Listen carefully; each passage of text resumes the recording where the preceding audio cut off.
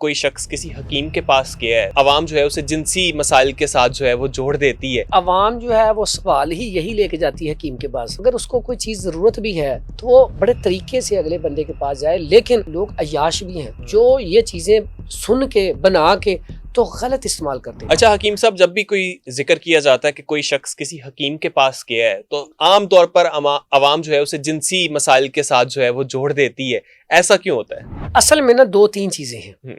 कुछ अवाम जो है वो सवाल ही यही लेके जाती है हकीम के पास।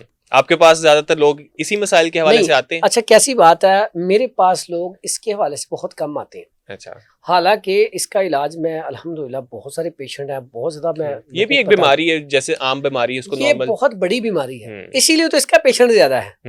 लेकिन इसमें कुछ उकमा की गलती है कि वो रिसर्च बाकी चीजों में कम करते हैं, इसी में लगे हुए हैं।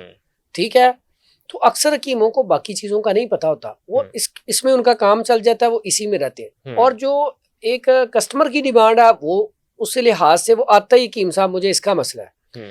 हालांकि मैंने अपनी फील्ड में देखा है इसमें कि बहुत अच्छे अच्छे हमारे तबीब हैं, इतने काबिल तबीब हैं। वो अलहदा बात है कि वो टीवी पे नहीं आ रहा है या यूट्यूब पे नहीं आ रहा है, लेकिन बड़े बड़े काबिल तबीब हैं।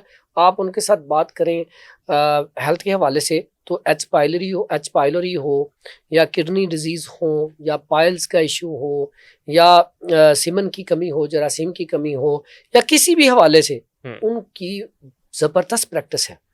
लेकिन अब लोगों के अंदर चूंकि ट्रेंड चल चुका है, मुझे भी बहुत सारे लोग ना सवालात भेजते हैं कि साहब हमने आपके साथ ये टीवी पे प्रोग्राम करता है, तो मैं कहता हूँ सर ये जो एक टैग लग जाता है ना, ये लोग फिर समझते हैं कि सर शायद ये सिर्फ इसी तरह का। फिर कुछ तबीब तो इसको इस अंदाज से बयान करते हैं कि वो फिर खुद भी इस चीज का ख्याल नहीं रखते कि हमारी बेटी भी कल को हमारी वीडियो देखेगी, हमारी बीवी भी देखेगी, हमारी बहनें भी देखेंगी, तो क्या कहेंगे? आपको इखलाकियात के अंदर रह के और लोगों तक जो है वो मैसेज पहुंच जाए जो मसाइल है। मैंने अपने चैनल पे ना एक दफा वीडियो बनाई, पॉडकास्ट, कुछ अर्सा पहले, लोगों ने बड़ा पसंद किया। अब वो जिनसी था, लेकिन मैंने कुरान और हदीस की रोशनी में उसे बयान किया और अखलाकियात से गिरी हुई कोई बात नहीं की, और मुझे उस पर बड़े मैसेज आए। इसमें इंशाल्लाह मैं आगे करूंगा, आपके साथ भी इंशाल्लाह नेक्स्ट इंशाल्लाह आगे किसी वक्त में आगे, लेकिन इस अंदाज से अखलाकियात को मद्देनजर रखते हुए। और उसके पीछे पर्पस ये होना चाहिए कि लोगों को फायदा पहुंचे, ना कि हम ऐसे टॉपिक डिस्कस करें कि जिसके बाद हम कहेंगे व्यूज आ जाएंगे और ये तमाम। यस, इसमें जो सबसे बड़ा नुकसान क्या है, लोग जब इसमें आते हैं तो जहाँ पे बहुत अच्छे घरानों के लोग, बड़े अच्छे तमीजदार लोग, ये देखें बीमारी किसी को भी लग सकती है, वो चाहे आलिम हो, आप जैसा पढ़ा लिखा नौजवान हो, हमारे जैसा बंदा हो, किसी को भी लग सकती है। तो उसमें यार देखो, अगर उसको कोई चीज जरूरत भी है तो वो बड़े तरीके से अगले बंदे के पास जाए, लेकिन ये जब हम तशहीर करते हैं तो इसमें लोग अय्याश भी हैं जो ये चीजें सुन के बना के तो गलत इस्तेमाल करते हैं। बिल्कुल। में अगर मैं फॉर एग्जाम्पल कोई ऐसी चीजें बताऊं तो वो इस्तेमाल करके लोग के अड्डे खुल जाएंगे, इस तरह में आम हो जाए, तो फिर उसका मुजरम मैं भी हूंगा और आप भी होंगे, क्योंकि आपने बुलाया, आपने सवाल किया, मैंने जवाब दिया।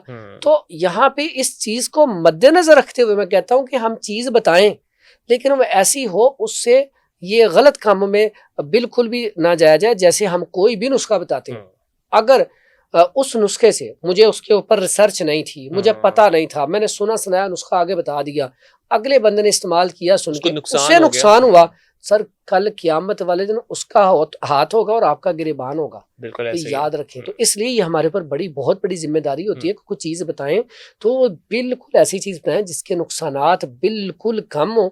तो जिनसी हवाले से मैं समझता हूँ वाकया ही इसमें बीमारी बहुत ज्यादा है, लेकिन इतनी नहीं है जितनी इसको बढ़ा चढ़ा के बयान किया जाता है।